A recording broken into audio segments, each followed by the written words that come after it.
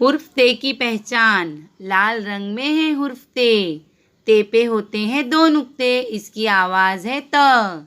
ये क्या है? तरबूज। तरबूज। ये लफ्ज शुरू होता है ते पे होते हैं दो नुक्ते, इसकी आवाज है त। ये क्या है? तितली। तितली। ये लफ्ज शुरू होता है ते से और इस पे होते हैं दो नुक्ते। ये क्या है? ताज। ताज भी लफ्ज शुरू होता है ते से और इसकी आवाज है त। ये क्या है? हुर्फ ते। सब पे है दो नुक्ते, हुर्फ ते पे होते हैं दो नुक्ते और इसकी आवाज आती है त।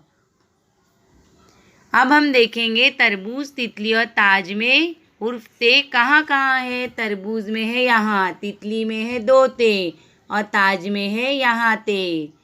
अब इस तस्वीर में दिए हुए ते से शुरू होने वाले लफ्ज बोलो और ते के गिर्द दायरा बनाओ।